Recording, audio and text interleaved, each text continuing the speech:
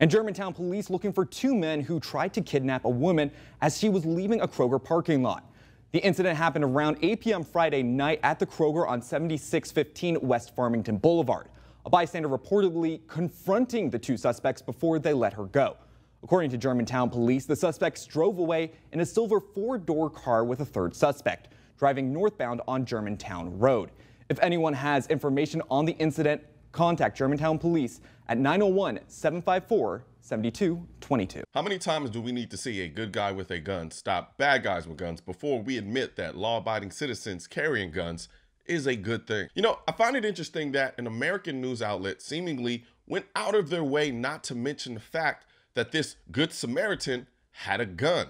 But the Daily Mail, which is a UK publication, literally said it within the first 3 words of their title. And it's not just this news outlet. Nearly none of the American outlets that reported this story said anything about the Good Samaritan being armed. You'd think the fact that one man with a gun taking on 3 men who were also likely armed would be a big deal. As a matter of fact, you'd think the news outlets would be incentivized to point out the fact that armed citizens are protecting other citizens so that it would possibly deter criminals from engaging in these types of criminal activities. But no, they don't say a thing. And of course, I have my reasons as to why. The powers that be don't want the masses to empower themselves because then they lose power over the masses. They rather show you an example of your vulnerability to scare you into asking them, the powers that be, to do something about it, thus giving them more power. Being able to protect yourself with a gun is an elusive obvious for most people. It doesn't cross their mind until they see someone else doing it, and then they realize that they can't depend on the government, but they can depend on themselves. The Biden administration doesn't want that. The gun control lobby doesn't want that. They rather you be scared, weak, and docile, begging them for protection that they can't provide. But they'll keep selling you the solution that doesn't work, but has the unintended consequence of giving them more power over you. This lady was severely lucky, not only because there was a Good Samaritan, but because the Samaritan had a gun. There were 3 criminals. They wouldn't normally be worried about one guy if he was unarmed. But not only was he armed, he got the drop on them because they were so concerned about abducting this woman. If they did have guns and wanted to pull them, he would likely beat them to the punch because, like I said before, he got the drop on them. That said, the fact that there were possibly 3 armed guys speaks to the importance of having as many rounds in your gun as you see fit. If this had turned into a shootout, the last thing this Good Samaritan would want is to be limited to some arbitrary number of rounds in his gun because of some ridiculous gun control law. Keep in mind, this happened in a nice area. Even she said it. She never expected this would happen, and I think too many people think this way and then use that mentality to justify their support of gun control.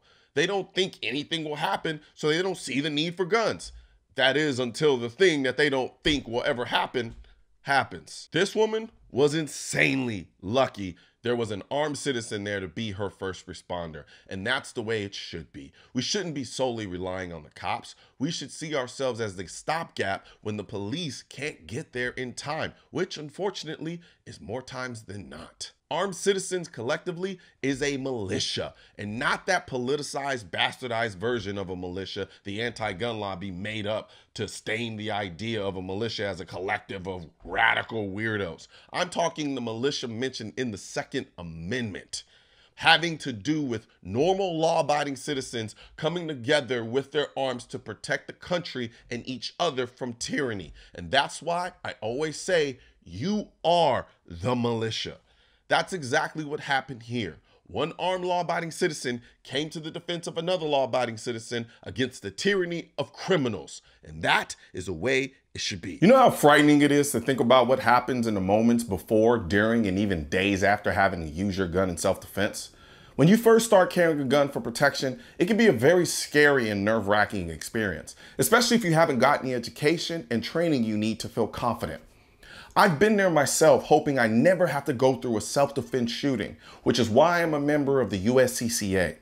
As a USCCA member, you can eliminate some of the stress of carrying a gun for protection by accessing the amazing wealth of firearm education, training, and current state-specific gun laws of your state or states you may travel to. This can help you be prepared for, or hopefully even avoid, a self-defense incident. As a bonus, members automatically become insured on the self-defense liability insurance policy purchased by and issued to the USCCA. Click below to learn more. You know, we talk a lot about empowerment in this country, except for when it comes to the Second Amendment. However, I can't think of anything more empowering than having the most effective tool to protect you and your family. So help me spread this message by liking and sharing this video with everyone you know. And don't forget to subscribe and leave a comment, because the Second Amendment, when it said militia, it wasn't talking about the government. It was talking about you. Also, if you want to know where to find the I'm the Militia shirt and merchandise, click the I'm the Militia link in the description section of this video. And don't forget to subscribe to the channel. And most importantly, make sure you hit that bell symbol.